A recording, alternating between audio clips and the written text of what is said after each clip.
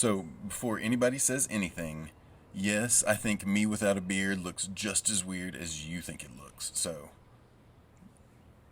I want to talk a little bit about what kind of work you're going to do this week. I want to talk a little bit about the work that you did last week on the discussion posts. And I want to talk about further down the line as we get ready to write this essay and the next one.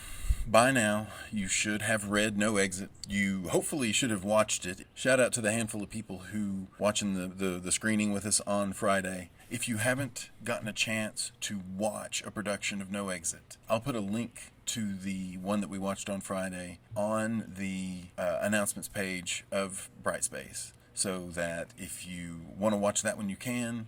If that one's not up your alley and you would rather find one that actually exists on a stage somewhere, or you just want to find one that looks more intriguing to you, then fine. Theater is a visual medium. It's not meant to be read the way that we read plays in an English class. It's one of the reasons that a lot of people don't like Shakespeare, honestly, is because they've never seen it performed live. I mean, yeah, Shakespeare's kind of, tedious to read. Read No Exit, watch No Exit if you can, and then also know a little bit about existentialism. Now, as I was going through the discussion posts, it seems like most people have the general idea down. Existentialism is about how do you find meaning in life when life does not have inherent meaning. The idea that we have to find our own purpose and that we can't let other people make that decision about our purpose for us. That includes on an individual level, and that includes on a social level as well. I see a lot of people in the discussion posts talking about some particular things. I see people talking about things like absurdity. I saw a couple of people mention the word authentic. Authenticity is very important. Opposite of authenticity is referred to in existentialism as bad faith. If you act on principles that are external, if you cave to pressure from some outside force to speak or act or conduct yourself on its behalf, you are acting inauthentically and you are acting in bad faith. In particular, when it comes to how you deal with other people. I also saw some people mentioning other philosophers beside Jean-Paul Sartre. I saw some people mentioning Friedrich Nietzsche. He was the kind of first person to put out there nihilism. A lot of people credit him with the phrase, God is dead. Jean-Paul Sartre took Nietzsche's idea of nihilism and essentially said, well, obviously we exist, but does that mean that life has to be meaningless? We're here. Why can't our life be meaningful just because it's not going to come from outside of ourselves? On the one hand, it's good to see some people deep diving on the topic. It's good to speak generally. For this essay, I would obviously encourage you to speak as specifically as you can. The name of the game for this essay is contextual analysis. What that basically means is we're going to use the tenets of existentialism to show us specifically what to look for in our analysis of the characters of the play. Previously, in your analysis of characters, you have gotten to establish the context through which you analyze the characters, which means based on what you, as writers of your essays, saw the characters saying, thinking, doing, looking like, all those things that you base a character analysis on, and then you were the one who got to decide what sort of theme that spoke to or was related to in the rest of the text. This time, your goal is specifically to analyze and discuss in your essay how what they say, think, how they act, how they looked, and how they affect others. You're specifically going to show how that illustrates Sartre's existentialist theories.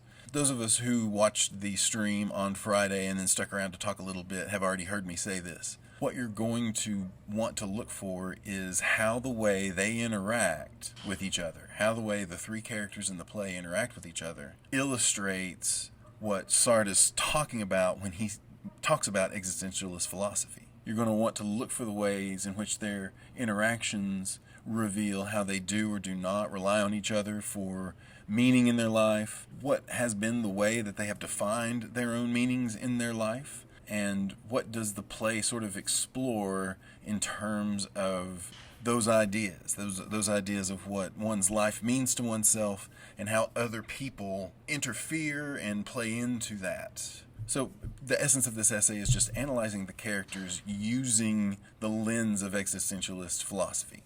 Previously, you might have analyzed characters based on, I mean, it would vary depending on what the story is and what theme you are sort of exploring. But if we're going to go back to our example of Story of an Hour by Kate Chopin, the primary lens through which we explored that text was what it was like to be a married woman at the turn of the 20th century. And so when we analyze the main character of A Story of an Hour, we tend to look at the way what she goes through is illustrative of what it's like to be a woman at the turn of the 20th century. Now we're just changing out women at the turn of the 20th century with existentialist ideas. What is meaning? How do we make meaning? How do other people play into our meanings of ourselves? Beyond that, it's the same kind of exercise as we've done before in the class. You make a point, you try to illustrate that point with specific examples from a text, and then you follow up by discussing how the examples that you just showed play into the point that you're trying to make about them. It's that same pattern of tell, show, apply. Tell me what we're going to look at, show it to me in the text, and then explain to me why what you just showed me is worth pointing out. What's special about it? How does it relate to the point that you're trying to make? If you do that, your essays will be just fine. I have put a couple of sample essays in course content. Not essays about no exit, but essays that perform the task that I'm asking you to perform in this essay. So in terms of how your overall essay should flow, I recommend that you follow the outline that is on the prompt. You would start by simply summarizing Sartre's play, talking about what happened. The next section of your essay should generally talk about how No Exit is an existentialist play. What does that mean? And there you will bring in your sources that will help you explain what existentialism is, and you will talk about the most relevant and salient points of existentialism that matter in the play, but you're still talking generally about just the plot of the play, what happens. And then in the later paragraphs, you have to pick two characters to analyze in this essay. And you would discuss how specifically existentialism highlights and underlines what their story in the play is. Each character has their own stories going on. The play is just about how their stories interconnect. So the next portion of your essay is character analysis. And you have to pick two of the characters in the play and discuss specifically how their story and the details thereof are emblematic of existentialist philosophy. Be as specific as you can, both about existentialism and the tenets thereof, and about the source material that you pull in to make your points. On that note, I once again would like to say that I appreciate the extraordinary circumstances that we find ourselves in with this online format, and well aware of the distractions and temptations that existing in an online format brings. Computers are good for goofing around on. When it comes to doing schoolwork through computers, there's another thing that is very easy to find oneself doing. Using internet sources to help you find the words to express your points and to help you engage in the discussion of the essay. It is absolutely 100% okay for you to use the internet to help you just contemplate and wrap your mind around what existentialism is and what No Exit is about, and who these three characters are. It's totally fine for you to have read the play and watched the play and come out of the other end of it going, what the hell did I just watch? Or at the very least not having a very confident opinion that you know what you just watched and what you're going to say about it. So you go to the internet, you watch YouTube videos, and you go to online resources that help you understand. It's 100% okay. That's called studying. Looking up more information about a thing that you're trying to learn about is called studying.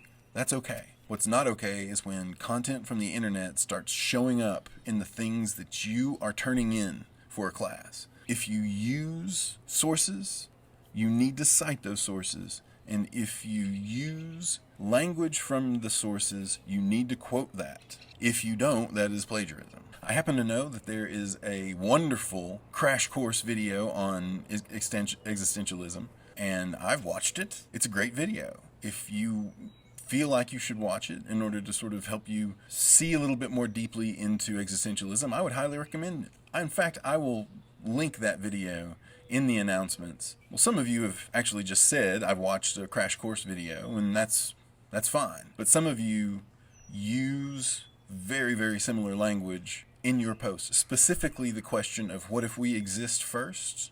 Guys, You have to write your own essays. If you use sources in your essay, that's fine. Make sure they're good sources. Make sure they're not schmoop.com or some YouTube video, and then cite them and quote them when you use verbatim passages. That's all you got to do to avoid being accused of plagiarism. I'm not going to be a nitpicker about this when it comes to the discussion post from last week. But the essay you turn in, I will nitpick. You know I love to nitpick. And the same rules apply. If I find any part of your essay has just been copied and pasted from some web page that I can find and identify, that is plagiarism, and I will call you out on it. All you have to do this week is write this essay and check in with me and let me know how it's going. Remember that the first draft of this essay is due 1 week from today, 1 week from Monday. And then on Monday, we will start thinking about the last essay. If you have any questions about this, don't forget about my virtual office hours. Starting at noon, you can holler at me through Teams, we can face chat, we can do whatever we need. By this time next week, we'll have 3 weeks left in this course. We will spend the first 2 thinking about our last essay and getting that done. The way I would like to spend our last week of class is for me to block off time and have Zoom conferences with each and every one of you about your essays. And that way we can have at least the last week and then some of finals week to meet, discuss those essays, give you feedback to make revisions if you need, and then give you a chance to turn in a revision if you wish before final grades are due at the end of the first week of May. So right now that is the plan. Again, the goal of this week is to just get the essay written. I will hastily grade them and get you feedback as quickly as possible while you are writing the last essay, and then we will spend the last week of class talking about both of those essays in video conferences and giving you a chance to make necessary changes and to revise before the semester ends. We can do it. Guys, I hope you're all doing well. I've heard from a couple of you. It's my wife texting me. Send me emails this week if you have any questions about writing the essay. If you send me an essay and want me to read it, I'll be happy to do that. But then at some point, we're going to need to Zoom or chat through Teams, whatever it is, in order for us to actually talk about what you sent me. Does that sound fair? I hope so. I miss you.